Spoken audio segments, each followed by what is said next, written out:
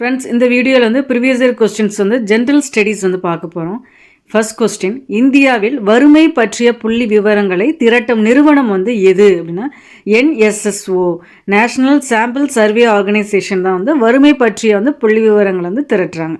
இந்தியாவில் வறுமை பற்றிய புள்ளி விவரங்களை திரட்டும் நிறுவனம் வந்து NSSO, national sample survey organisation. இதுதான் கரெக்டான ஆன்சர். அடுத்து பாருங்க, மாநிலங்களுக்கு உடனடியாக கடன் நிவாரணம் வழங்குவதன் மூலம் மாநிலங்களின் எதிர்கால கடன் சுமை வந்து மிதமானதாக இருக்கும்.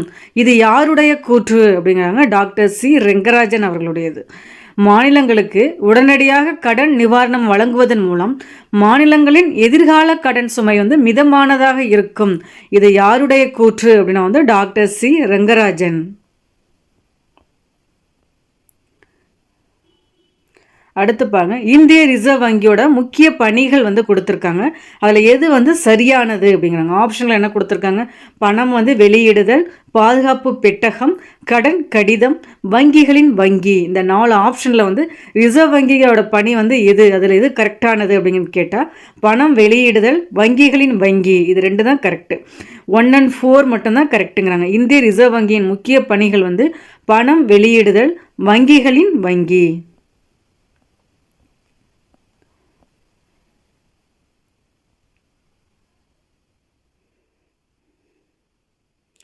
அடுத்து பாருங்க, நிதி ஆயோக்கோட முதல் துணைத் தலைவர் யார் அப்படின்னா அரவிந்த் பனாகரியா.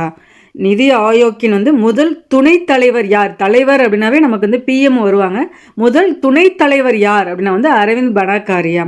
நிதி ஆயோக் எந்த ஆண்டு துவக்கப்பட்டது அப்படின்னா 2015 Jan 1 தான் வந்து நடைமுறைக்கு வந்தது.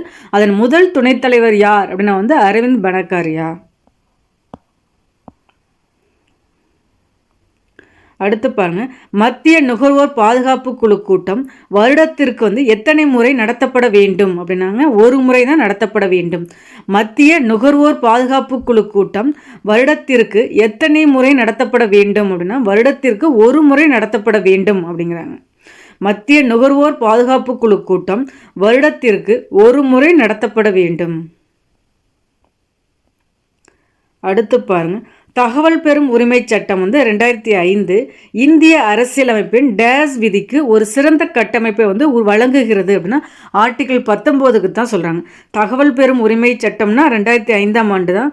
அது இந்திய அரசியலமைப்பில் வந்து எந்த விதிக்கு ஒரு கட்டமைப்பை வழங்குகிறது அப்படின்னா வந்து விதி 19க்கு தான் வந்து ஒரு சிறந்த கட்டமைப்பை வழங்குகிறது.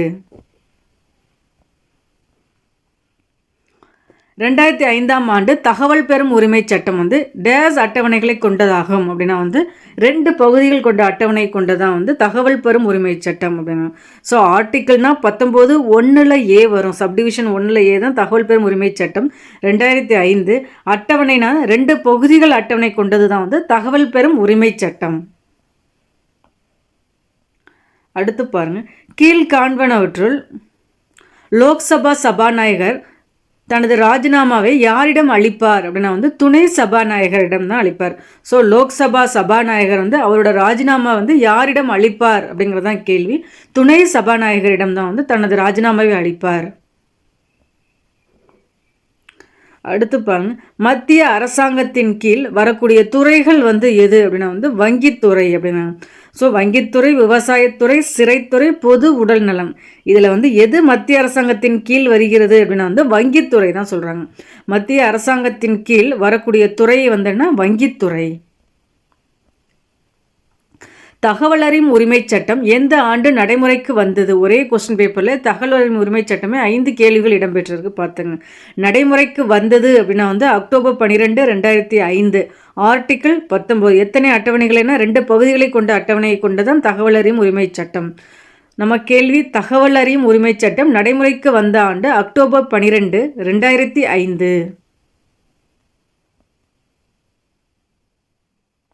கீழ்கண்டவற்றை வந்து பொறுத்துக அப்படிங்கிறாங்க. ஆரியப்பட்டா அப்படின்னா வந்து கணித மேதை, நாகார்ஜுனா அப்படின்னா வந்து புத்த புலவர், சித்தசேனர் அப்படின்னா ஜைன புலவர், வீரசேன சேவான இலக்கண புலவர்.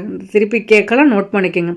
ஆரியப்பட்டான கணித மேதை, நாகார்ஜுனான புத்த புலவர், சித்தசேனர் அப்படின்னா ஜைன புலவர், வீரசேன சேவான இலக்கண புலவர். பின் வருவனவற்றுள் சிந்து சமவெளி நாகரிகத்தின் துறைமுக நகரம் எது அப்படின்னா வந்து லோத்தல் அப்படிங்கிறாங்க. பின் வருவனவற்றுள் சிந்து சமவெளி நாகரிகத்தின் துறைமுக நகரம் எது அப்படின்னா வந்து லோத்தல். பிருகத் சம்ஹிதா என்ற நூலின் ஆசிரியர் யார் அப்படின்னா வந்து வராகமிஹிரர். பிருகத் சம்ஹிதா என்ற நூலின் ஆசிரியர் வராகமிஹிரர். மராத்தியரின் ஆட்சியில் வந்து நாட்டோட முக்கிய வருவாய் வந்து எதிலிருந்து பெறப்பட்டது அப்படின்னா வந்து நிலத்திலிருந்து தான் பெறப்பட்டது அப்படிங்கிறாங்க. மராத்தியரோட ஆட்சியில் வந்து நாட்டின் முக்கிய வருவாய் எதிலிருந்து பெறப்பட்டது அப்படின்னா வந்து நிலத்திலிருந்து பெறப்பட்டது. சீக்கியர்களின் புனித தலமான அமிர்தசரஸை நிறுவிய சீக்கிய குரு வந்து யார் அப்படின்னா வந்து குரு ராம்தாஸ் அப்படிங்கிறாங்க. சீக்கியர்களின் புனித தலமான அமிர்தசரஸை நிறுவிய சீக்கிய குரு வந்து குரு ராம்தாஸ்.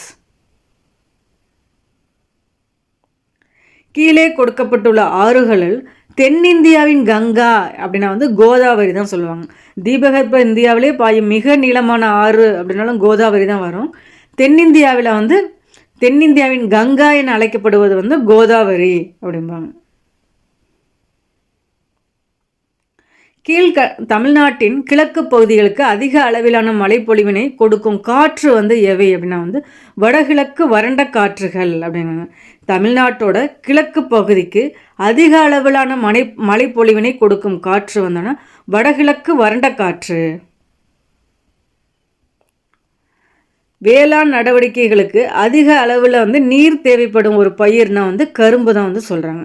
வேளாண் நடவடிக்கைகளுக்கு அதிக அளவில் வந்து நீர் தேவைப்படும் வந்து ஒரு பயிர் வந்துன்னா கரும்பு.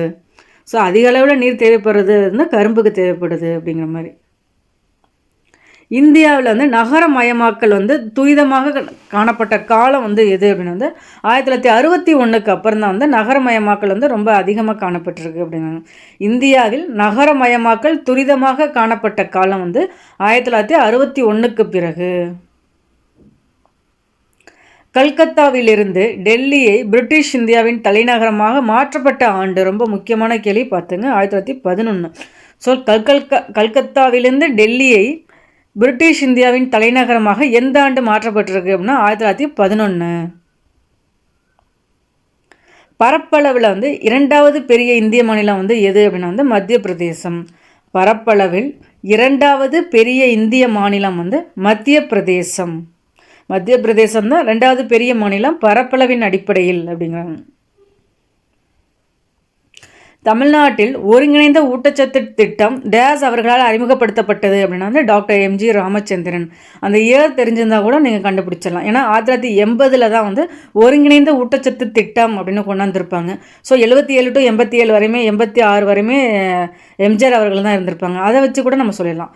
தமிழ்நாட்டில் ஒருங்கிணைந்த ஊட்டச்சத்து திட்டம் அப்படின்னா 1980 யாரால் அறிமுகம் செய்யப்பட்டது அப்படின்னா டாக்டர் எம்ஜிஆர் அவர்களால் அறிமுகம் செய்யப்பட்டது. ஓகே ஃப்ரெண்ட்ஸ், இதில் வந்து ஒரு 20 கொஸ்டின்ஸ்க்கு மேலே தான் பார்த்துருக்கோம். பிடிச்சிருந்தா லைக் பண்ணுங்கள். தேங்க்யூ.